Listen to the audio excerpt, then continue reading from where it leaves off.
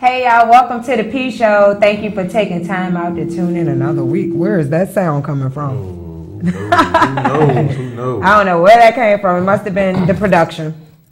David. Blame it on production. Yeah, blame it on the production. All right. First of all, I want to tell y'all about a networking event that's going on. It's called Accelerate Speed Networking and Business Mixer.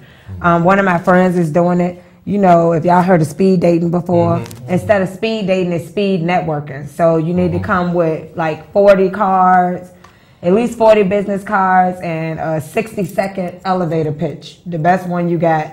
And you'll go table to table or business person to business person, introduce yourself, introduce your business, and pass out cards. Basically, a networking event. Okay. It's going to be Wednesday, April 4th at Martini 2020, which is at the corner of Laburnum and Creighton Road, inside the old Lucille's building.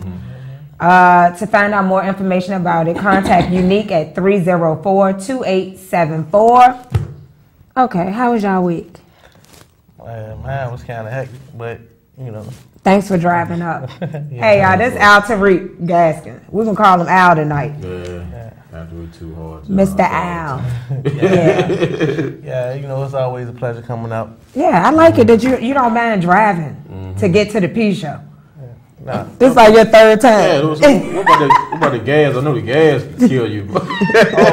Unofficial plug. Get you a Sheets card. You get 3 cents off gas with the Sheets card. Kroger card too. Yeah. But tonight we're going to be talking about convicted felons. The topic: I am a convicted felon. I'm a convicted felon. Where do I go from here? That's the topic. Aaron's supposed to help me out, but he didn't. No, I mean, you still talking.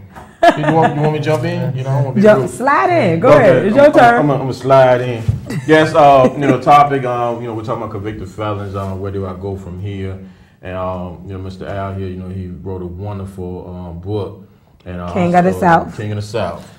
And also he's gonna tell us his story. And we're just gonna kind of sit back and let him kind of start it off, and we'll jump in, with a couple of questions. Yeah. And also, Richmond, you can call 804-915-5202. Because I know there's a lot of people in situations who've been in certain situations right now, as far as being a felon, and they're lost. So we're gonna try to attempt to get some answers for you guys, even legal answers. We're gonna refer you to legal people as well. So just give us a call, Richmond, 804-915-5202.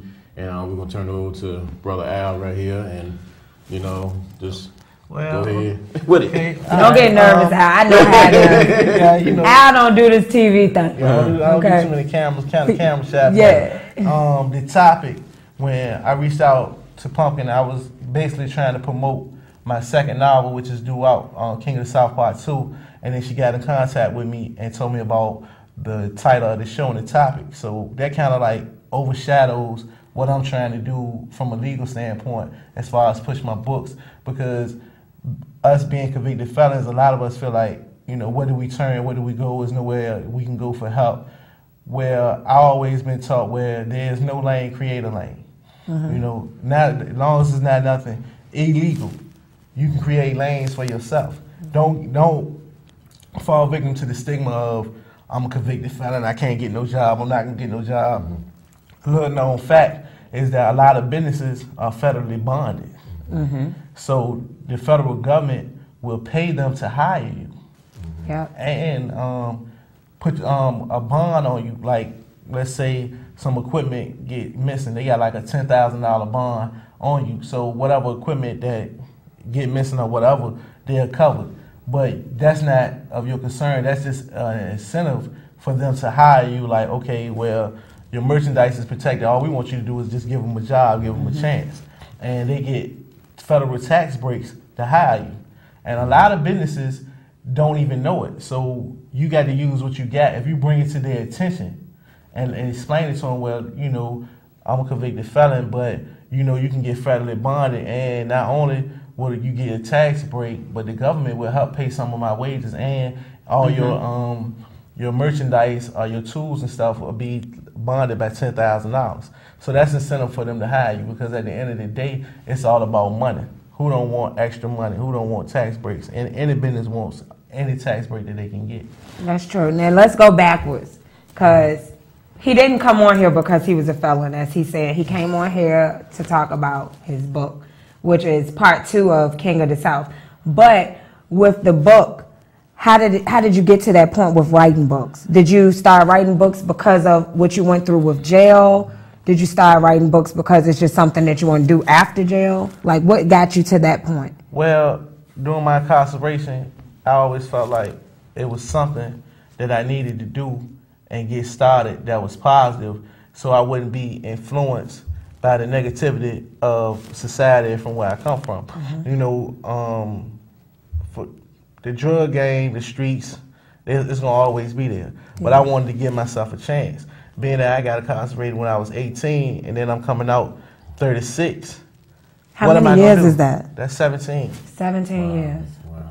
So, you know, and then at the same time, I wanted to be an inspiration not only to the guys that I left behind, but to my family members that was caught up in the streets. Like, okay, I'm going to be the example. I'm going to set the example. I'm not going to just talk about doing the right thing. I'm going to do the right thing, and I'm going to show you that you can accomplish a lot by just doing the right thing. Someone will give you a shot. You just got to present yourself to want an actual chance. If it takes going to a construction site, you're like, look, I need a job. They're like, well, I'm not hiring. Well, look, man, just to show you my work ethic, I work here free for 5 hours. Okay. You know, I offer my free services. If I do a good job and you know you like my work ethic, give me a chance. Give me a shot. You know, so everybody is not that bold though. You know, a lot of guys feel like, or women feel, I'm too hard to do that. I can't. I'm sorry. You know, I can't walk up on a job and just tell these people what I'm gonna do. Yeah. Well, let me ask you this. You know, I had a question about that. So, you know, the media always want to, you know, say like, you know, people who are incarcerated, and you know, they got stats showing that, you know, they repeatedly going in and out. You know, so with your experience, you know, is it more, you know, guys that's incarcerated that you see that going to fall into that trap of going in and out, or more that's, you know, like yourself, want to, you know, change their life, or just equal, or, you know, what's your take on that? Okay, at the end of the day, each person is their own individual.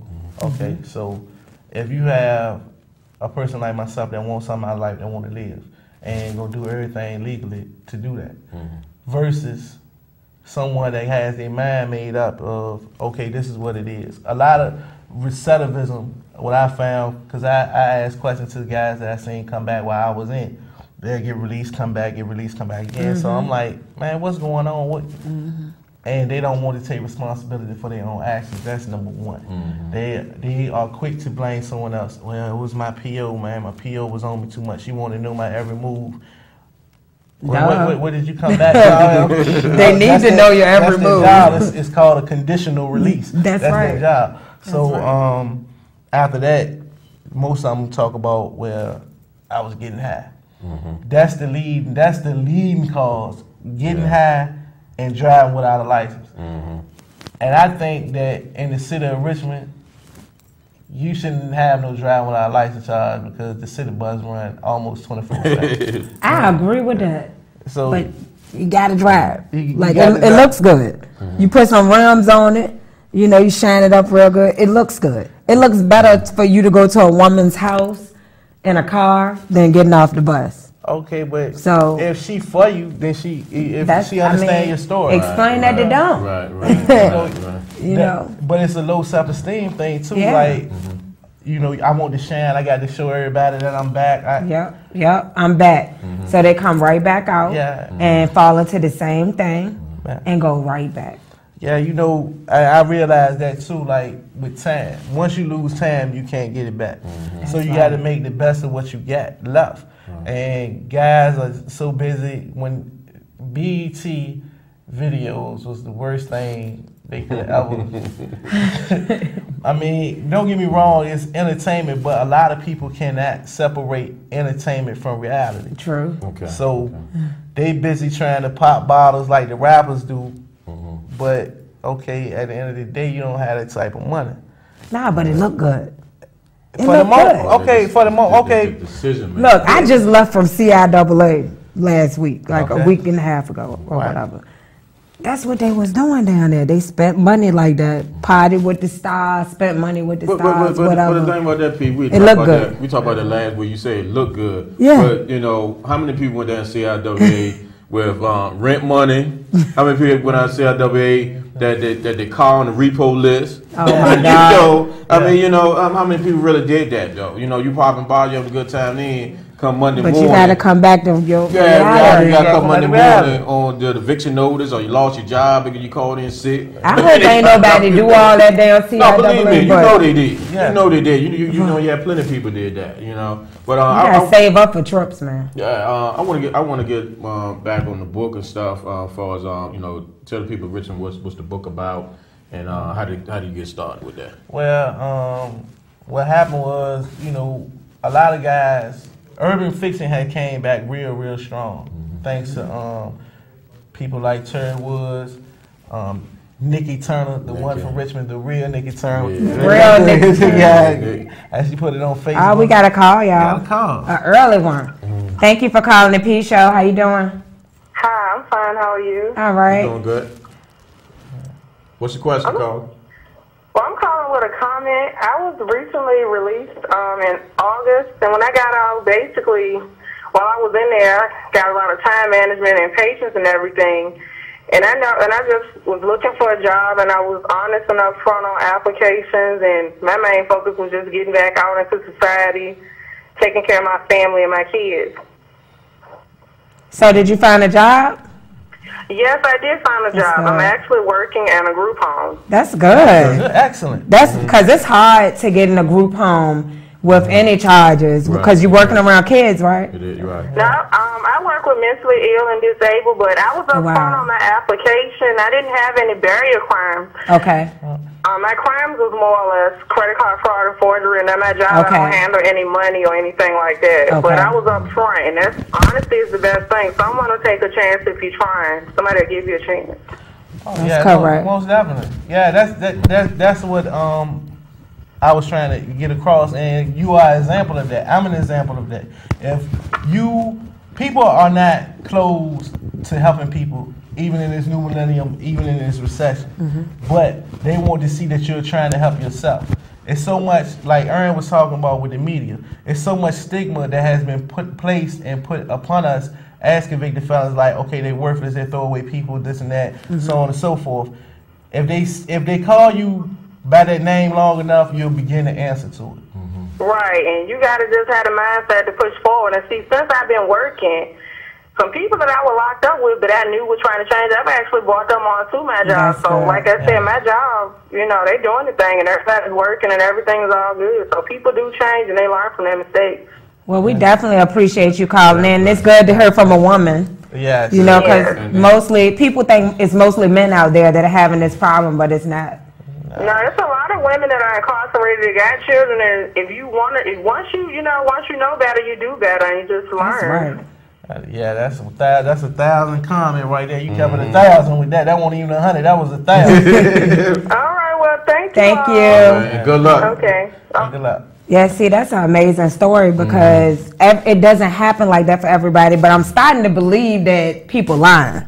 They're not trying for real. But that's why I'm starting to believe in some cases. Out hit on the head, you know, and she just said that, you know, if you want better, you do better. And you make decisions. You make decisions. Either you make decisions, like you say, you know, you go back on the street, you know, let everybody know you on the street, so you want to get the rims and all that type of stuff. Yeah. And a lot of times, that's the only way you can get it is doing, you know, illegal activities and stuff. That's right. So, you know, in order to say, hey, look, you know, I don't want that lifestyle no more. I made a mistake, and I'm gonna, you know, work my way back into society.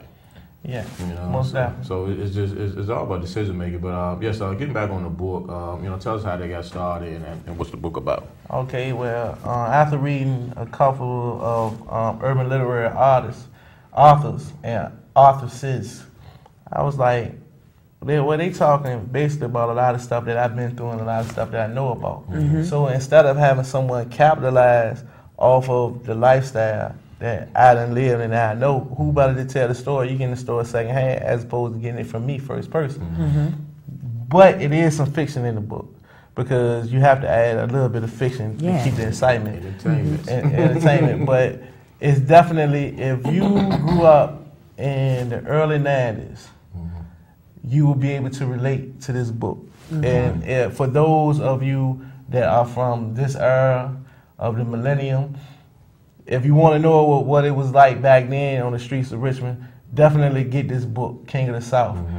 And now that part 2 is really ready to drop, get that because that's really going to take you really, really inside. The book is based off a guy, his name is Ramon Baker Jr., and his father was like the king of Southside. He was running a whole lot of illicit activity, but he never wanted his family to get into what he was into. He wanted better for them. He tried to keep them from the streets.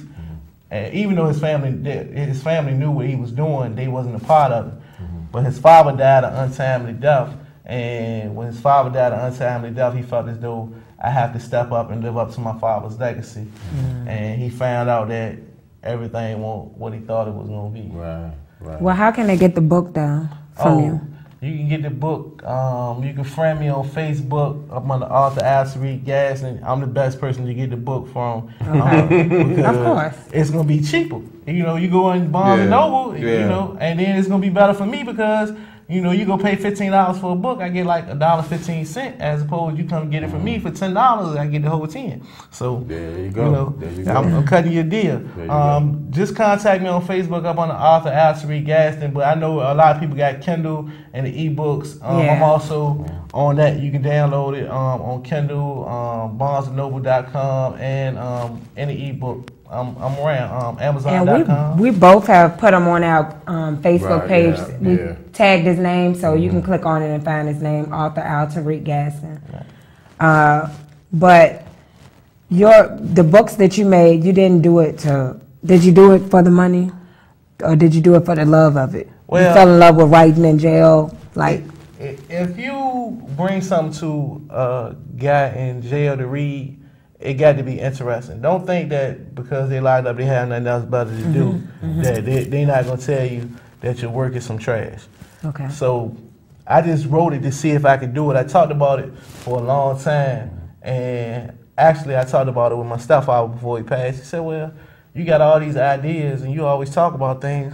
When you going to do something? So I was like, okay, well, he passed last time. Well, I'm going to finally sit down and get myself together, and I'm going to write this book. So I took my little notes, talked to a few guys about a few instances that happened and some things that I knew about, and I was like, okay, well, let me flip it and bounce it around, make it presentable.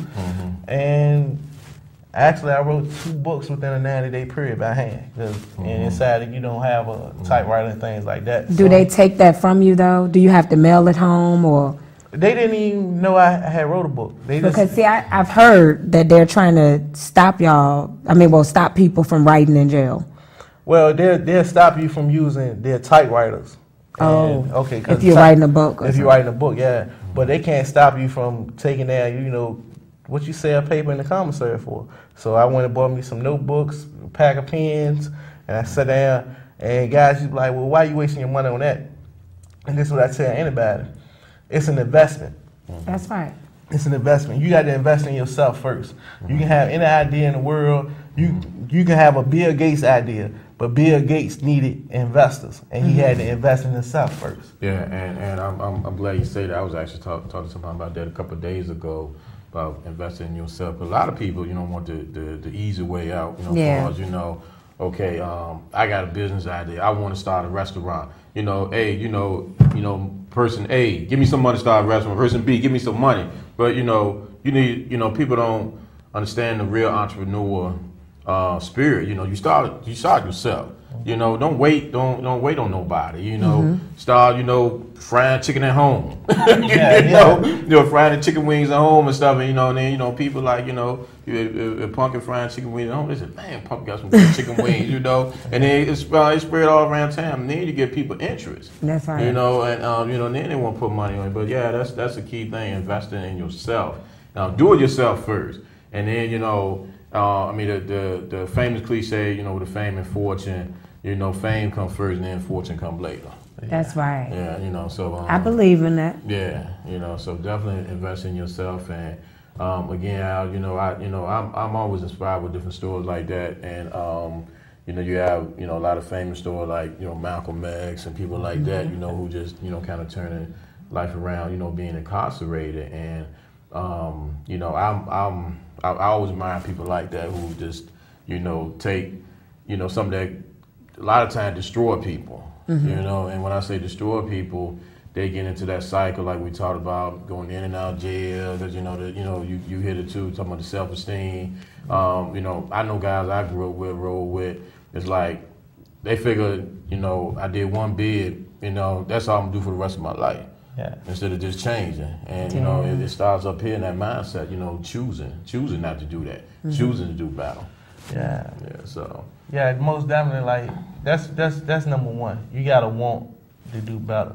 And one of the philosophies I always live by is that my past does not define me. There you go.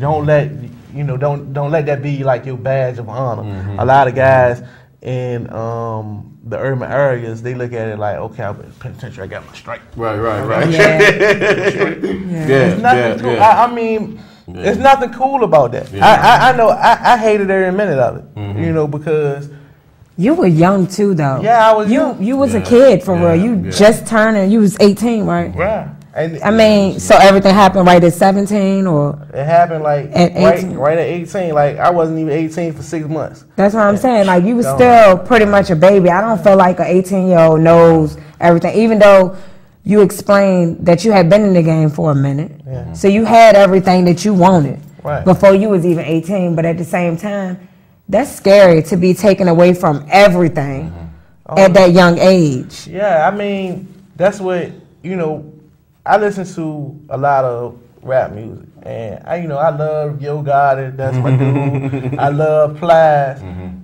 but at the end of the day, I don't know whether they really doing it or not, but I don't think that you are, because the feds, they don't care what job status is, how famous you are. Yeah. If you really in the streets like that, they gonna lock you up. That's right. So, Plies had a song called "I Don't Know If It's Worth Going to the Feds For." So, if you getting, you get all this money, you got the cars, you got the mansion, but it don't always end good. It only ends two ways: death. I want to live, Right. And my man Rick Ross, he had a song.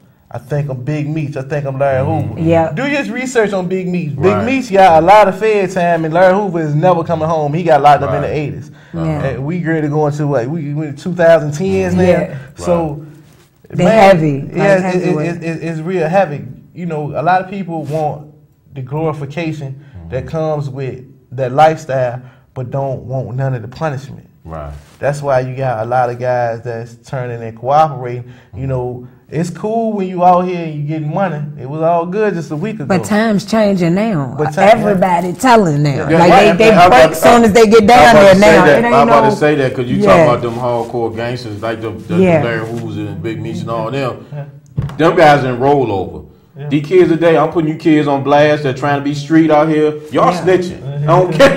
y'all not hard like back in the day with them real true gangsters. I'm not glorifying by any means, but when they did it, they did it. And that's why they still in there 30, 40 years. That's right. Y'all kids out here. Y'all watch First 48? Yeah. They tell in the first 2 seconds. Yeah, They get them in that room for a couple of seconds. And they start looking around, and their life is flashing right before their eyes. They're like, hold on. These kids, I know who did it. They're not built like that. They're not built like that. And you hit on the head with the music. The music consume them, and they listen to the Rick Ross talking about Big Meech and all that. I'm gonna be like Big Meech and all that. As soon as they get caught, they're like, no, I'm gonna go home with my mama now. It's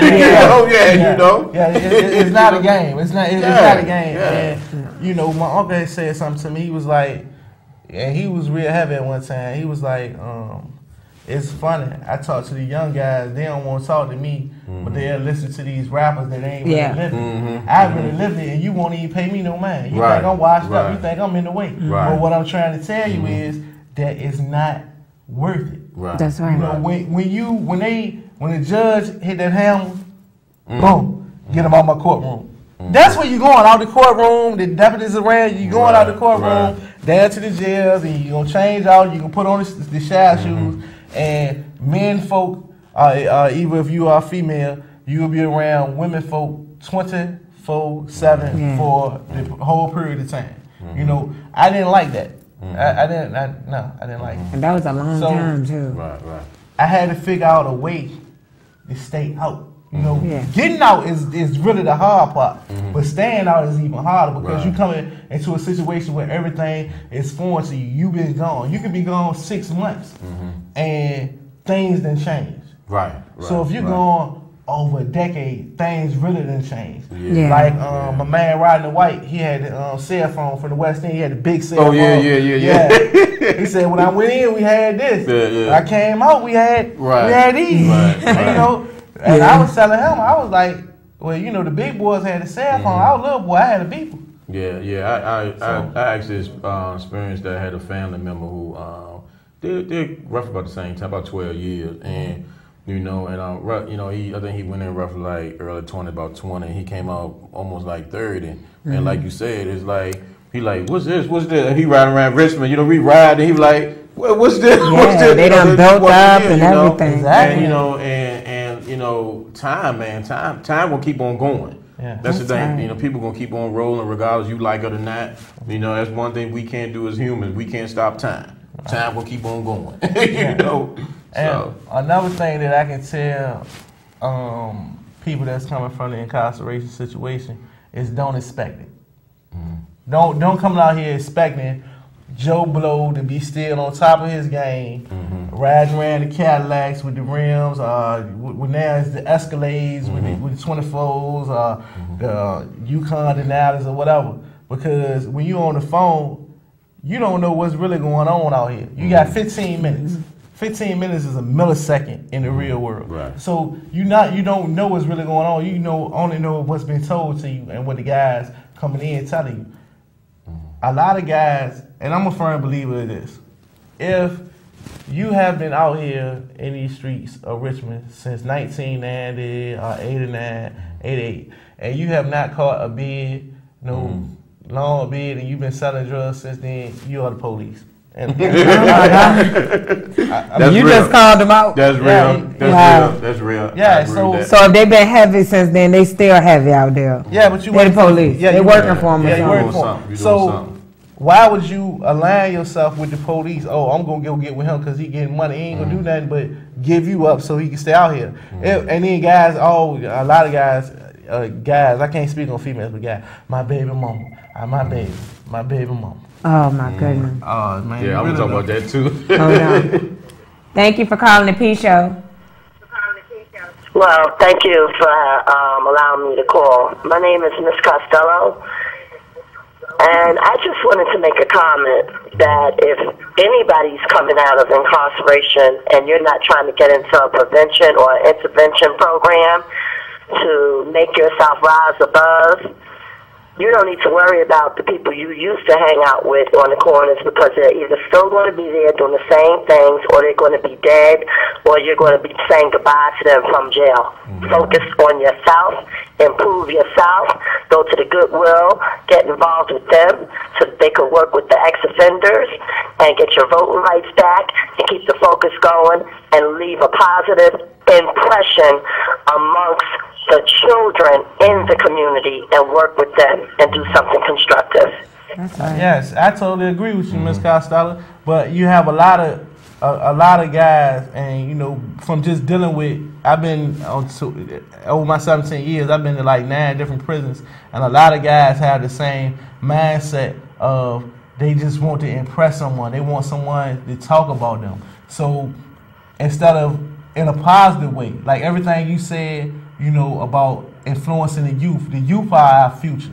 So I can't come out here and influence them to do wrong because they done up the stakes now. It used to be back in the 80s and stuff where they had parole, you do 10 months on 5 years, make first parole, you back home. But now they came with 85%, and when they lock you up now, they taking you away for life. And the more heinous the crime is, the more time you're going to do. So why not? I agree with you. We need to come out and share our stories and try to influence them. But like we were saying earlier, you know, they'll rather listen to Lil Bootsy and Lil Wayne that ain't really never done nothing, as opposed to listen to a guy that really been through it. But it's all about communication and having a open line of communication and mutual respect. Okay, I listen to you and you listen to me, and let's get some common ground where we can get an understanding and you can understand where I'm coming from. A lot of guys feel like that, you know, I hear it all the time, man, them young boys out there, they gonna do something to you, man, you go back out there. I'm like, well, I'm not going back out there to try to hurt nobody. I'm trying to go help. And I think that if you are positive, like you said, positive things will happen. And believe me, I'm a living example of that. You know, I put God first, my family second, and myself third, and everything has been going lovely. I've been blessed, and I'm fortunate. All right. And that's a very good thing, and I hope you continue to be blessed. And I just want to make a comment on what you said. You're 100% correctly. The youth are out of control. There was an incident this Saturday where 3 assaults of gang members took place on individual people, and my daughter and her boyfriend was one of them, and neither did the sheriff that was inside of the bow tie or did the police do anything about it. Wow. Wow. So they're running around in massive chaos, doing whatever they want to do, and the police are turning a blind eye, and they're not doing a thing because they're terrified. So some stricter rules need to be put down on the youth to let them know who are gangbangers, that this is what's going to happen to you. Yeah. Okay? No, you're not going to do a little 6 months. Maybe you need to be here for 20 years. Have some time and think about it. Oh, yeah, most definitely. Well, I know in certain states, I can't really speak on Virginia because I haven't done my research. If I know in North Carolina where I live, if you are a gang member, whatever crime you commit, you're gonna get another 5 years just because you're a gang member. So that's another charge added on to it. I think if they come with something like that, so if you do a crime that say you don't carry nothing but 6 months, but because you are a gang member, that's an additional 5 years. So it makes you think before you go do something like, okay, not only am I gonna get time for what I'm gonna get, but I'm also get 5 for wearing this rag. Yeah. Or having these tattoos. Exactly. And that might be something that we might want to research and take ownership, as your state has, and push for that same inauguration of that law to be passed here. Oh, yeah. One thing about, I know about the Commonwealth, they ain't got no problem passing no laws. Yeah, they make their own rules. Yeah. They make it sound right now. You're definitely right. You're definitely right, because the sheriff wanted to try to arrest me because I wanted to speak to the owner, the general manager, to the bow tie, and I didn't want to speak with him. Wow. And then he posed a threat, and he said, well, my uncle is a magistrate. I said, and good for you. And my uncle is Jesus Christ. Okay. I know that's right. So I haven't committed a crime. I'm not committing a crime. I'm not even speaking to you. I'm speaking to the manager, to this establishment, and I have nothing else to say to you, sir. And he was taking down my description. He called for backup. I said, you can't arrest me on any charge because I haven't committed one. I haven't even used a word of profanity. That's right. So you can't even get me on verbal abuse. Well, it's good to know your rights. Right. I just want to share one more thing with you. Whoever your local representative is for the General Assembly, whoever you vote for, whether it's Republican, Democrat, Independent, whoever represents the section where you stay at, you can ask him or her to have a meeting with them and get them to draw up the legislation to present to the General Assembly when they have session. So yeah, I'm already on those steps because I already lodged my complaint, and I actually went down to the police department and put in a complaint where they have to investigate the 2 officers who actually did arrive and asked my son and her boyfriend, did they see a fight? And they said they just got jumped. They didn't ask them their names. They didn't ask them if they were okay. They didn't call the parents. They didn't take them to the hospital. They didn't make a report. They just said, oh, well, there's no sense in making a report. They're probably gone. Wow. How old are your I kids? already reported all of that. How old was the kid? 17. Okay. That's crazy. My daughter's 17. And a huge guy picked her up in the air, hit her in her head several times, and threw her on the ground. And she wears a size 0, so you can imagine how tiny she is. And Miss, and what they what? Go ahead. Sorry, go ahead. Oh, I was going to ask you, are you having legal representation for this? Oh, I'm looking for legal representation right now. Okay, this is your lucky day. I'm gonna give you a number. Alrighty then. Are you ready for it? I'm getting a pen as we speak. Okay. This gentleman is Reuben Green. Reuben Green. Yes. Okay. And you can reach him at 804. 780 2889. 2889. Yes, and tell him the whole situation, and he'll be able to help you out with that. Well, thank you very much, and I'm gonna honestly tell you, I just came upstairs to my room. And I was flipping through the channels, and I said, let me stop here. Okay. All right. God put you right where you're supposed to be. That's right. Oh, yeah. Well, thank you. We really appreciate your call. And good luck, and call us back and let us know how things turn out as well. Yeah. I certainly will. Thank you. Thank you. Okay. Thank you. That's crazy. Yeah, but I wish I thought I was at a movie theater and somebody walked up on one of my kids and just started fighting now. Okay. Oh my God. I'm gonna tell you how all this ties into today's topic. Okay. The Bible says the man is the head of the household. Y'all in agreement with that? Okay. We had what we call the baby boom of the teenagers, where a lot of teen pregnancy was occurring. Okay. Not only was the father not there being a father like he was supposed to be, but he was either incarcerated, on drugs or in jail. I mean, in jail, on drugs, or even dead. One of the three, he just didn't want to be around. So here you have this child, a young man, that has no positive male influences in his life. Nobody really cares. And, not saying that. I can't agree with that, though. Hold on. You gotta let him finish. I'm gonna let you finish. Because I know where he's going, I know where you're going, because I know you. Let him finish. Okay, now I'm not saying in all cases, but I'm going to say in most cases, because I've seen it. Okay, they want to be like Big Bubba and them on the corner. So they want to hang out and get the glorification of, I want to be known as a knockout artist, a gangster, or whatever. But their mother is trying to steer them away from that. But she can't do it. She can't really teach them how to be a man. She don't really understand what's going on. But I'm going to tell you when the side of the mother comes out.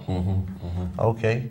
Because for real, he loves his mother, but he wants to impress the guys on the block and be part of the clique. When he gets arrested, he's calling mama or grandmama first. And the first thing mama or grandmama saying when they come up in there, was it you? You better tell them who it was. Now, it kind of flip-flops and changes the situation. You really don't have a male figure there because he's gone, no one positive. Now, this is what I say. I say that to say this too. The guys that are coming home that have children, be fathers. If you have a daughter, be the man that you want your daughter to marry. And if you have a son, be the man, teach him how to be the man that any woman would want to marry. I feel that, but I feel like you got some kids out here that just do what they want to do regardless. They can have a mother and father at home, and they still will join a gang, and they still want to be with the cool kids, and they still want to do the wrong things. So I don't believe that. Because it's like trying to blame it on the fact that I got 3 boys, first of all. 3 boys. That I'm raising. Why? You know what I'm saying? And my oldest 2, their father is incarcerated right now, okay? So, but just because he's not here, they have other male role models in their life that can step up. You see what I'm saying? But you can't say that everybody doesn't have that though. You know what I mean? Because you got kids that want to rebel against that.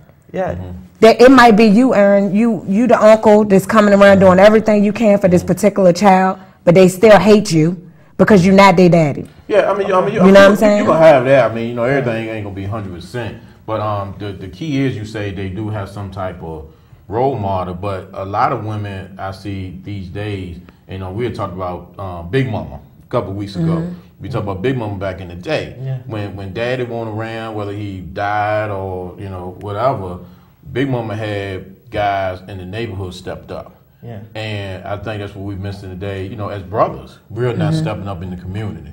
Being positive. You know, we talk about the guys on the corner.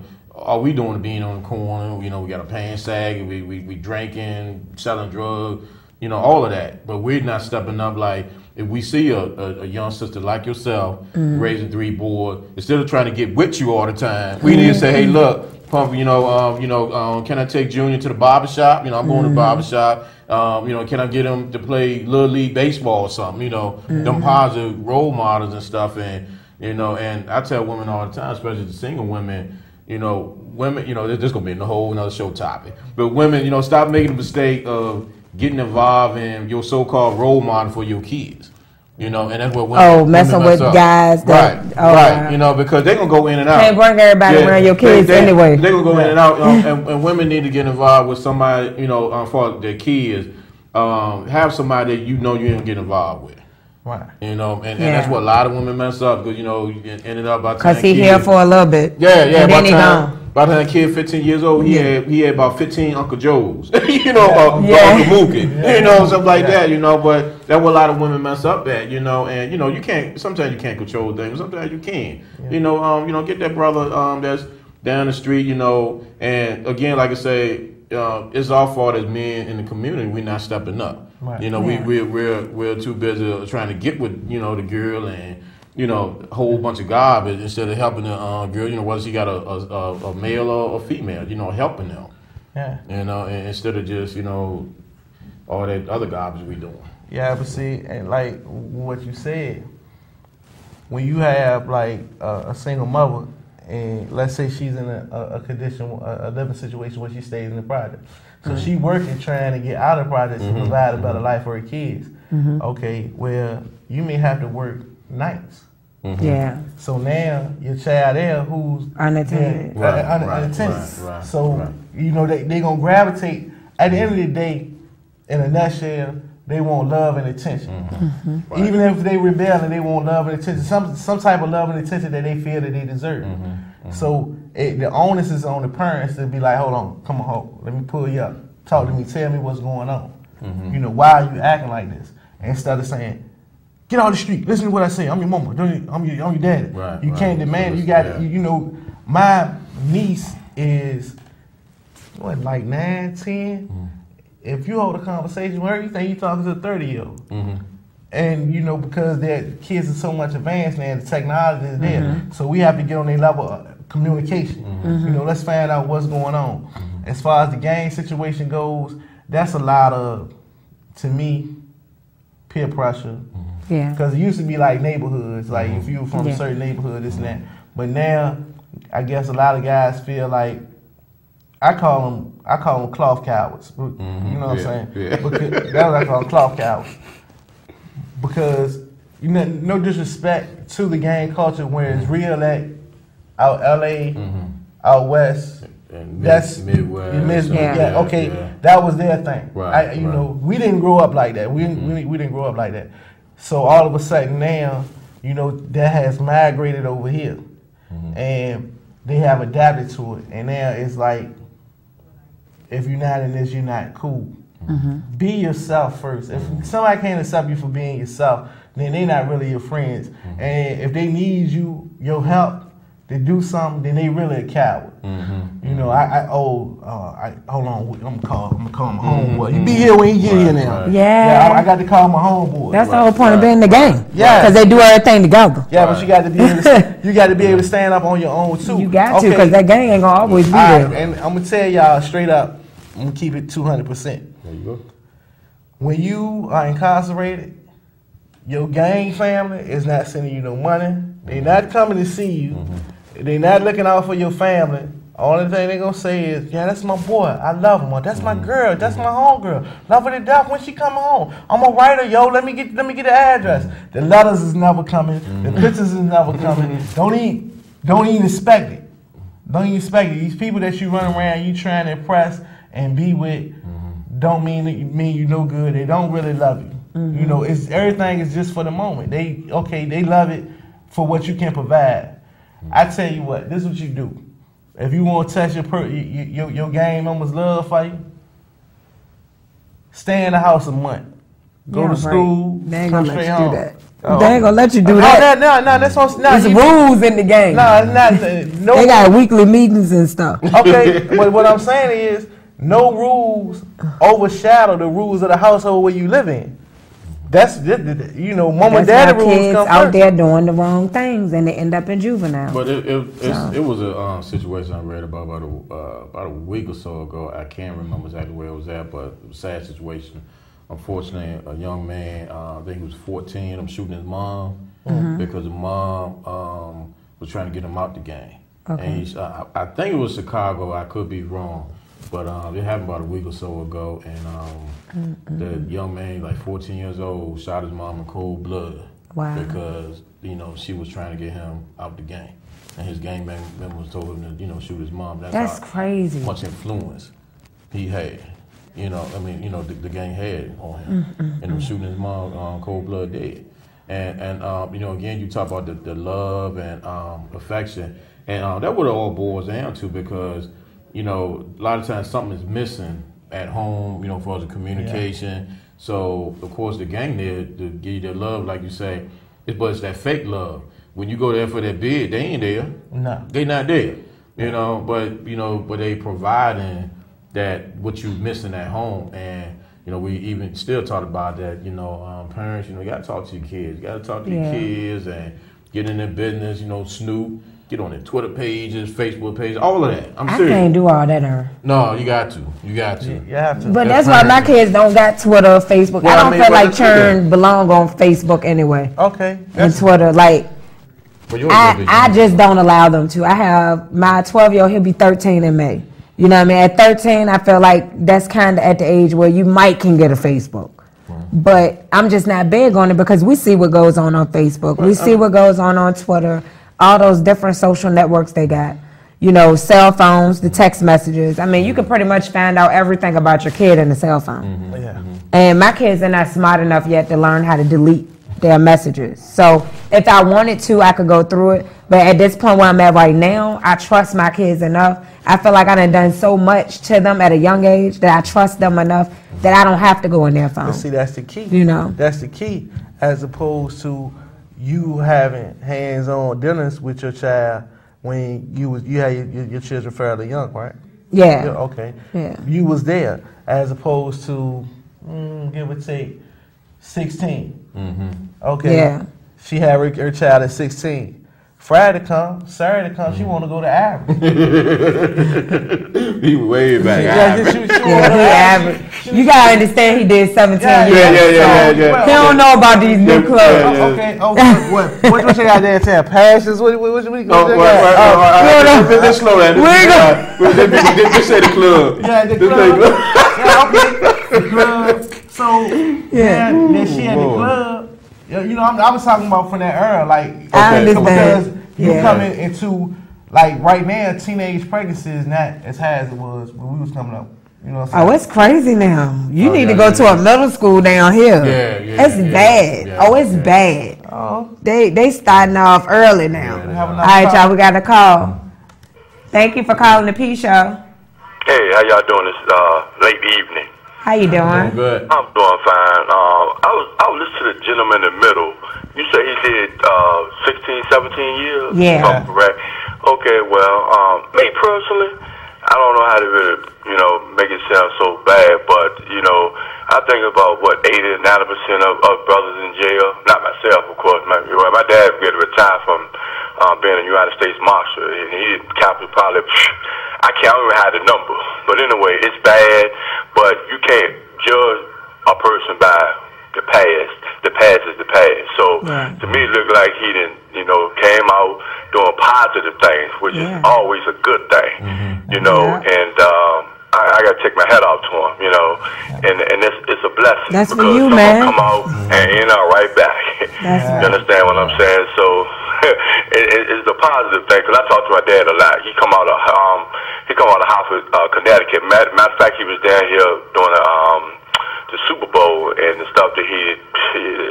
It's ridiculous. But anyway, my first thing is, I'm gonna say this, and I'm ready to get off the phone because I work at night. So my thing is, women, don't take this personal. Women is not gonna always have respect, even though when you brought up in a household, you got the mother and you got the father, and most so they will listen to the daddy first before they listen to the ladies, and it's it's kind of uneasy for us, but it's the truth. So they was only respect women a certain amount. So what I'm saying is, it's just a point that I look at it as, it's good to be brung up and when you got both. It's not gonna always be that way. It's more so 95% of just single parents out here. And I was talking to my wife the other day, and I was like, on the first of the second of the month, you see them hanging on the stroller and all lovey-dovey. About the 6th or the 7th, you don't see them no more. So it is what it is. But to say this is, I think us men need to really step it up, because me, I'm out and I see guys with the pants hanging off the tail. What woman want to be with something like that? He can't even control his appearance. So why would you want to be like that? I travel all over. Me and my wife, we always constantly going out of Richmond. And to me, like Philadelphia, New York, it's a lot different from up there than down here, because to me they're more conservative up there than it is down here. And we got to have some type of structure. We don't have structure here. You know what I'm saying? I think that Richmond needs to really step the game up a little bit better. But like I said, I called because the gentleman in the middle, I thank God for you, because you come out, you're doing something positive, and whatever's the past is the past. And that's all I got to say. Y'all be good like Robin Hood, and I'm out of here. Thank you. All right. Thank you, caller. All right. So one of the things I disagree with you with, caller, is the fact that he said that most kids only listen to the father. I don't believe that, because my kids listen to me. Like, I'm the aggressive parent. You got an aggressive parent, you got the nice parent in every household. So I'm more of the aggressive parent, and that's because I have 3 boys. And I'm a woman, and I'm going to make sure that they know how to treat women when they leave the house, and that they know what they need to do as men when they leave the house. Like, so I don't agree with that they only listen to dads. No. He with the bro, I guess what he was trying to say, not to put words in the brother's mouth. Yeah. Was like by nature. Yeah, I feel that by nature. That's to a certain extent. Like, if your child is around you long enough, you know your child, just like your child knows you. So they know how to get their way, and when something ain't gonna fly, they're like, oh no, I want to ask this. Okay, but as opposed to, I can use my family for example. My niece, my sister and her husband, they're married. They would call my sister for anything in the world. And okay. I'd be like, why y'all call bruh? Oh no, he gonna say no. And when he comes around, the whole mood changes. Like, it depends on what type of person you are. Everybody can read a person. Right, I understand that, but I don't think he meant in 100% of all cases. He's just saying, like I said, in most cases. Like with my mother, she was a single parent, but she had help with my great aunt, and then before she got married. So, and to this day, my great aunt, she's 86 years old, but I'm scared to death of this woman. Exactly. Right. It just depends on the person. Right. So, but getting back to this incarceration thing and what we do now, because we don't have too much time. Yeah. The main thing is the focus on getting better. You're going to expect to be told no, but somebody's going to tell you yes. So keep trying and keep trying. As soon as you fall short or fall victim to the being a victim, okay, I'm a victim of society, then once you start to believe that, you're not going to get better. The people that are saying especially in Richmond, they don't mind locking you up. I'm letting you know that now, the POs up here, they don't mind violating you or none of that. You know, they'll try to work with you, you know, especially like if you got a drug addiction, okay, we're going to put you in the program. You got to tighten up. And then you go in the program, people going to give you an opportunity. You know, even with that, they give you an opportunity for you to step up and accept responsibility. I made a choice. You know, I'm not saying I'm the best role model. I'm just being the best man I can be. I made a choice that I won't go put my life in nobody else's hands. That's right. You know what I'm saying? All the decisions that I make are going to be calculating decisions. How would this affect how I live 5 years from now? Forget about tomorrow. 5 years from now. Am I doing something that, you know, I'm going to be beneficial at 5, 10 years from now? Is this going to make my life better?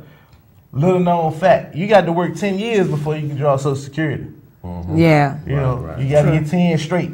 Right. So a lot of people not going to have Social Security. Exactly. Never had a job. Right. So what you going to do when you 55, 65, 75, what you still going to be on the corner drinking 40s, smoking blunts? Why not? Yeah, I mean, you know, it's cool. Why not? Like I was always told years ago that the drug dealer don't have the pension plan or 401k. No. So they don't. You know. But I guess I did some research today, and I didn't get a chance to go over it, but I did do some research on trying to get your felony expunged, and also trying to restore your voting rights. So if y'all want to find out about that, definitely do a search on it, but do a search on it in the state of Virginia because it's different in every state. Yeah. Thank you for calling the P Show. Yeah, I had to call back because you gotta make it quick. A comment you said about you don't check your kid's cell phone. I think to me it might come back and haunt you. You know, and another thing when you saying that, you know, your kids just listen to you. I think, of course, your kids listen to you because you're the only female in the household. You don't have the other half. You don't know that. Actually, I never said that part. Huh? I never said that. You don't know that. Okay, so I don't know that. No, okay. I didn't say that. I explained that my oldest 2 children's father was incarcerated. Oh, you said he's still incarcerated? He's incarcerated, but I didn't never say what's going on in my household. I just stated that my oldest 2 children's father is incarcerated. I have 3 children. Right, okay. Yeah. But, and I explained that they have a male role model in their life.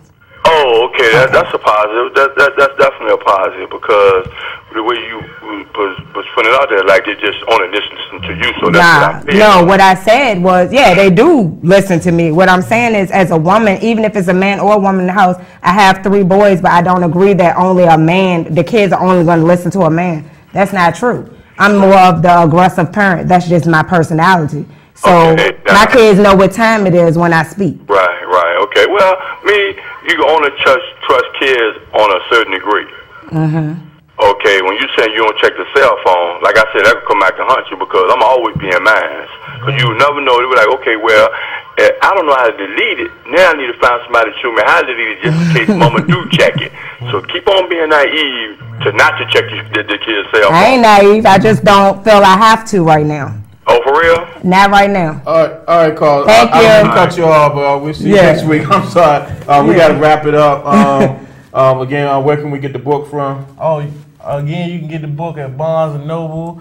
You can download the book because I know a lot of people got Kindles and ebooks. You can go to Amazon.com, Kindle, get the book, ebook, iBook. Almost everywhere where you can download a book at. If you want the paperback, you can contact me, Arthur Gasson at Facebook.com. Aaron, we might have to talk about these kids and this cell phone next week. Yeah. We might have to get on these kids we because, and, since we're naive. I'm naive now because I don't look in the phone. Yeah, we definitely got to get on there. But y'all tune in next week.